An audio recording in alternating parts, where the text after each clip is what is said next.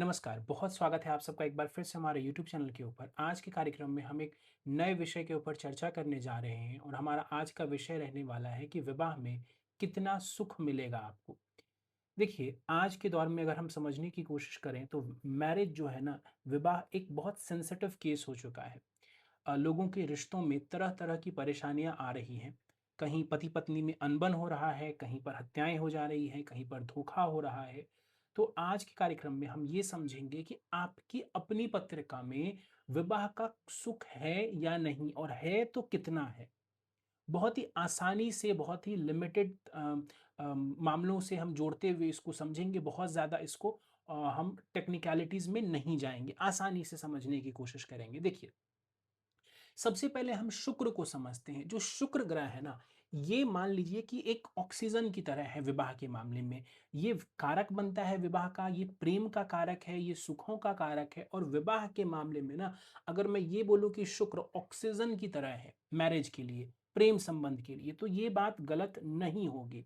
तो पत्रिका में आपका शुक्र कहीं पर भी विराजमान हो, अगर ये शुक्र बली है, स्ट्रॉन्ग बैठा हुआ है शुक्र आपकी पत्रिका में, बलि कैसे होता है? शुभ ग्रहों के साथ बैठ जाए, मित्र ग्रह के साथ बैठ जाए यहाँ पर, शनि अपवाद है। शनि के साथ भले ही शनि शुक्र मित्र होते हैं, लेकिन शनि के साथ शुक्र का बैठना विवाह संबंधित मामलों के लिए अच्छा नहीं है। तो शुक्र अपनी राशि में बैठ जाए, उच्च की राशि में बैठ जाए, मित्र राशि में बैठ जाए तो बली है। शुभ ग्रहों के प्रभाव में चंद्रमा के साथ, गुरु के साथ, बुध के साथ बैठ जाए, मंगल के साथ बैठ जाए तो भी बढ़िया है। यहाँ पे हम समझेंगे कि अगर ये सारी स्थिति है तो हम कह सकते हैं कि शुक्र आपका बलवान है। जब शुक्र बलवान होता है तो ये बात पक्की हो जाती है कम से कम कि आपको विवाह का सुख ज़रूर मिलेगा। ठीक है? जब भी शुक्र किसी का भी बली होना तो आप देखेंगे, वैसे भी आप देखेंगे कि जिन लोगों को विपरीत लिंग से बहुत ज़्यादा हेल्प मिलती है, बहुत ज़्यादा उनका अच्छे संबंध रहते हैं। इसमें कोई नेगेटिव सेंस में नहीं कह रहा हूँ, पॉजिटिव सेंस में अगर आप देखें कि जीवन में बचपन से ही उसको ऑपोजिट जेंडर से बहुत ज़्यादा साथ मिल रहा है, हेल्प मिल जा रही है उसको, तो उसका शुक्र आप देखेंगे कि बलवान होगा। उसकी पत्रिका निकाल के देखेंगे तो शुक्र बलवान होगा। तो ऐसे में जिसका भी शुक्र बलवान होता है ना, तो ऐसे में विवाह का सुख जातक को ज़रूर मिलता है, क्योंकि विवाह भी आप आम तौर पर विपरीत लिंग से ही करते हैं।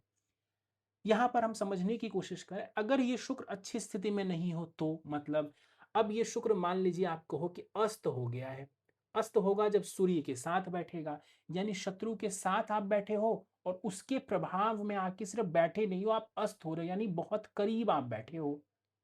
ठीक है? बहुत करीब आप बैठ के अस्त हो रहे हो, तो ये अच्छा नहीं माना जाता है। इसके अलावा शुक्र का शनि और केतु के साथ बैठना भी विवाह के मामलों में सुख को छीन करता है, कम करता है। जैसे हमको पता है कि शुक्र और शनि आपस में मित्र हैं, लेकिन जैसा मैंने कहा अगर शनि बैठ जाए या केतु बैठ जाए इसके साथ, तो ये खराब होता है, ये नेगेटिव योग है। शुक्र के साथ भले आप इसके शत्रु गुरु को बिठा दो, वो बेटर है, लेकिन शनि जो इसका मित्र है वो बैठेगा शुक्र के साथ तो ये विवाह संबंधित मामलों के लिए अच्छा नहीं परिणाम देगा। क्यों? क्योंकि शनि एक बहुत ही ठंडा ग्रह है, बूढ़ा ग्रह है, तो वो विवाह के मामले में एक ठंडापन ला देगा, दूरी ला देगा। वो गर्माहट रिश्ते में नहीं रहेगी जो आपको चाहिए होती है मैरिड लाइफ में। मंगल एक क्रूर ग्रह होते हुए भी अच्छा क्यों है? क्योंकि मंगल को पुरुष माना गया है और शुक्र को स्त्री माना गया है। तो पुरुष और स्त्री अगर साथ बैठ जाएँ किसी की कुंडली में, तो आप जातक हो या जातिका हो, आप देखेंगे कि मंगल शुक्र किसी का साथ है, तो ऐसे लोग बड़े पैशनेट अफ़ेयर करने वाले होते हैं, बहुत पैशनेट लव करने वाले होते हैं। इसके साथ ही उनकी जो सेक्सुअल एनर्जी होती है ना, वो हाई होती है अगर मंगल शुक्र इकट्ठे बैठे हों। और मैरिज के हिसाब से भी इसको अच्छा माना जाता है। अगर मैं और बोलने की कोशिश करूँ, तो ये सेक्सुअल हेल्थ के लिए भी अच्छा है for both male and female कि मंगल और शुक्र साथ बैठ जाए।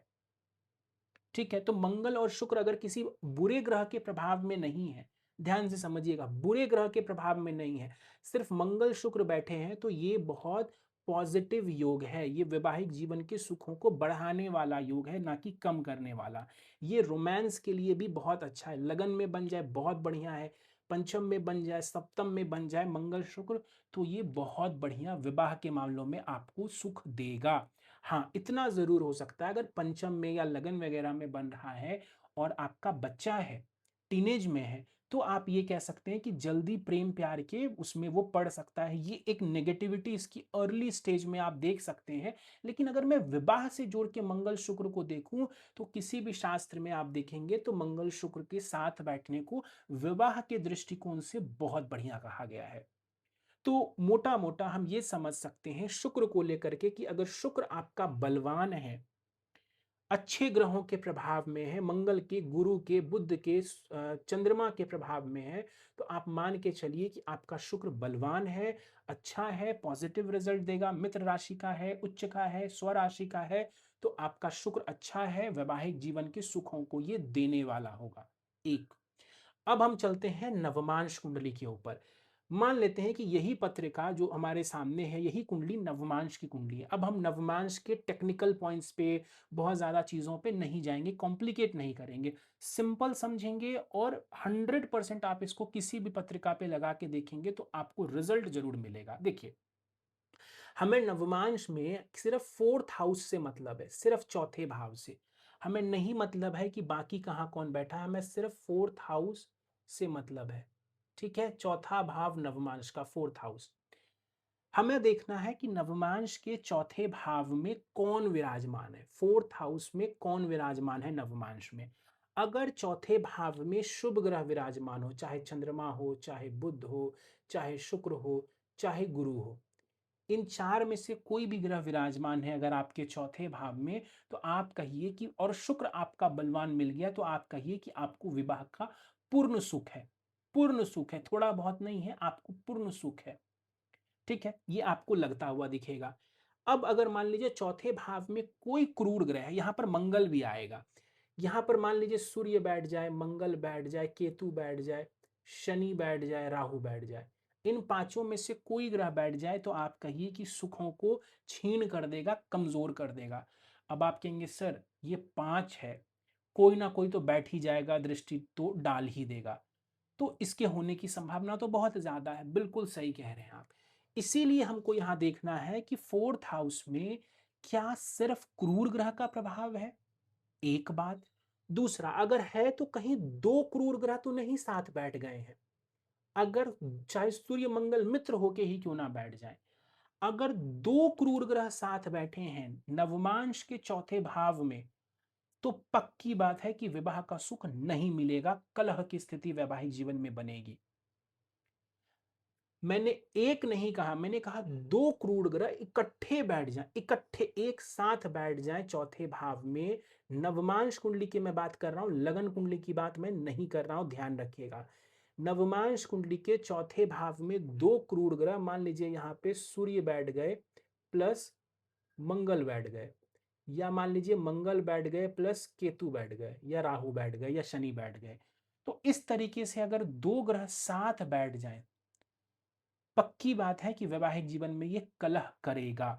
अब कुछ लोग कहेंगे कि तीसरा कंडीशन लगाएँगे, कहेंगे सर मेरा ना ये भाव खाली है।